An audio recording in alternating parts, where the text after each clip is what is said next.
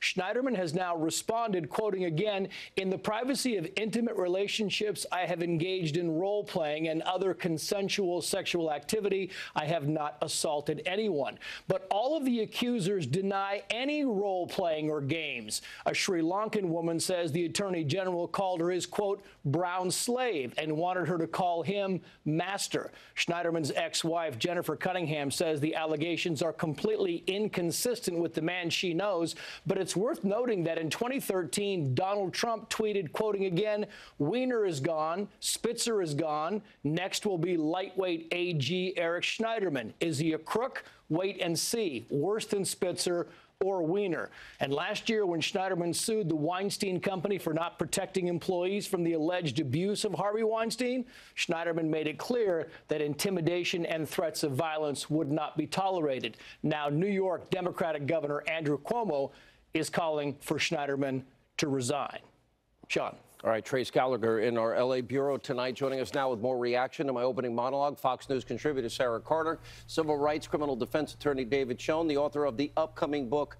I love this book. I've seen a lot of it. The Russian Hoax, the illicit scheme to clear Hillary Clinton and frame Donald Trump. Fox News legal analyst Greg Jarrett. I love the title of that book. Thank you. Okay. Wow.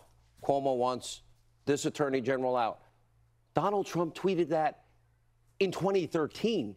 Weiner, Spitzer, Schneiderman. He must have known something, and maybe it was something else and not this. But, you know, Schneiderman's excuse seems to be that this was just rough sex, and I never crossed the line into assault. Well, that doesn't seem to be what these accusers are now saying. Schneiderman's finished. He just doesn't know it yet.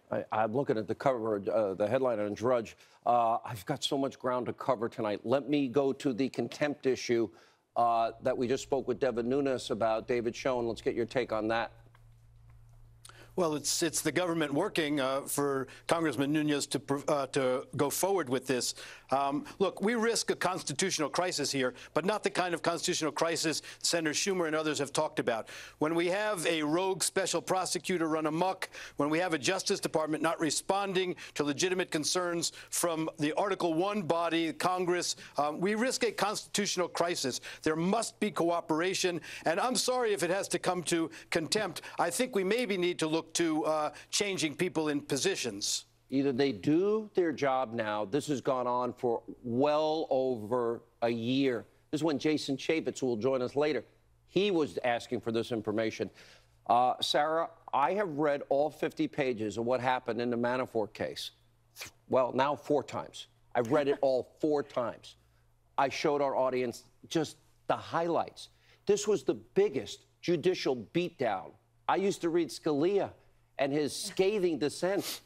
This is a far bigger beatdown to Robert Mueller or Andrew Weissman, who we've warned people about, was the lead attorney in the courtroom that day, though not arguing for the special counsel.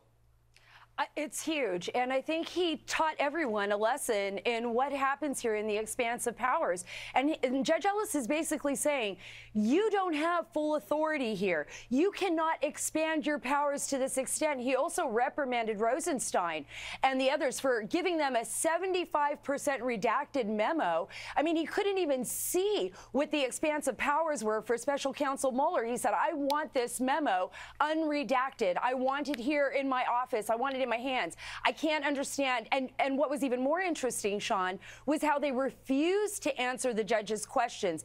Every time he would ask them, you know, he would say, this has nothing to do with Russian collusion. Answer my question. Answer my questions. And they refused to answer the judge's questions. I think Mueller is in a world of hurt right now. I think he's in a world of hurt in other parts of this case, and I think he knows it. And I think that right now what we're going to see is an unraveling of this that is going to be potentially change the whole course of this investigation. You've read a lot of cases throughout your career. Sure. You've been involved in a lot of cases in your career. I've read a lot of court transcripts. I've never seen anything like this.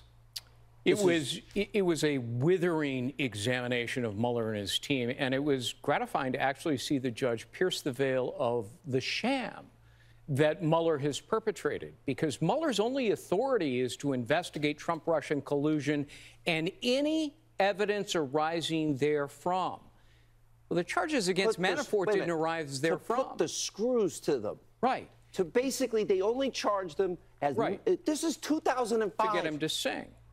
And he used the word sing. Get him to sing. Right. But be careful, he may compose. What does compose mean? He'll say anything to get out of trouble. It's suborning perjury, and prosecutors do it all the time. They get witnesses to lie because they threaten those witnesses. Mueller went into the archives of the DOJ and dug up an decade-old case. Because they want to put the screws to Manafort. That is to go after Trump. This was disposed of. They weren't investigating this anymore. This was 2005. And the judge is essentially saying to Mueller, where's your authority? You don't have any authority. And David, the judge kept saying, there's no mandate here. This is not part of the mandate. And the dates mean something. They literally raided this guy's home in the early morning, and then they got permission from Rosenstein. It was the 26th of July on the raid. It was August 6th when Rosenstein expands the mandate. Sorry, wrong order. That's not how it works.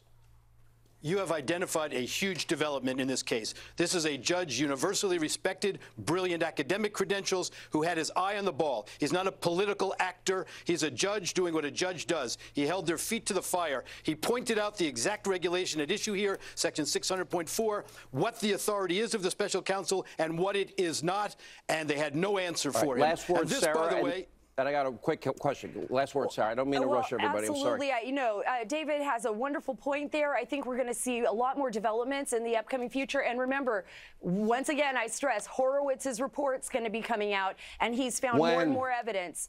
Well, we know it's been delayed, but I guarantee you it's going to be out within the next 3 weeks. Did John Kerry violate the Logan Act? Absolutely. David, did he violate the Logan Act?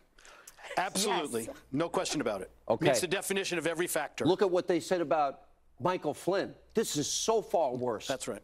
Let's see when that investigation begins. All right, we have a lot more breaking news tonight. Jason Chaffetz knows a thing or two about being delayed and redactions and not handing over documents. He and Dan Bongino are next. Busy News.